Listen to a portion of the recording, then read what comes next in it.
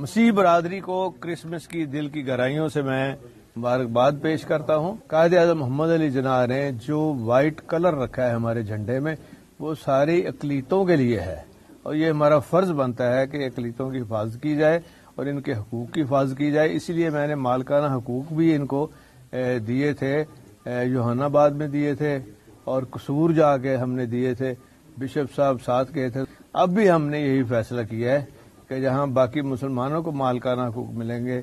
کچی آبادیوں میں ان کو بھی اسی طرح ملیں گے۔ اس کے بعد میں نے ان کا کوٹا بھی مقرر کیا 2%، اب 5% کر دیا گیا ہے، اور ان کے مذہبی تہواروں پر اور خاص طور پر چرچ کی مرمت پر میں نے اپنے دور میں جو شروع کیا تھا اب یہ کافی بڑھ کے تو یہ کروڑوں میں چلا گیا ہے، اور انشاءاللہ تعالی یہ بھی دیکھیں گے کہ اس کی امپلیمنٹیشن ہو تاکہ یہ سارا کچھ لگے، پیسے لگنے چاہیے جس طرح باقی ایم پی اے ہیں یہ اسی طرح ایم پی اے، اور میری کوشش یہ ہوگی کہ ان کو اس دور میں اللہ تعالیٰ کے فضل و کرم سے ہم میکسیمم ابلائج کریں تاکہ ان کے حلقے کی جو کانسٹیچوئنسی ہے اس کو ہم نے مضبوط کرنا ہے۔ تو میں یہ کہنا چاہوں گا کہ کوئی آپ کا ایشو ہو کسی قسم کا،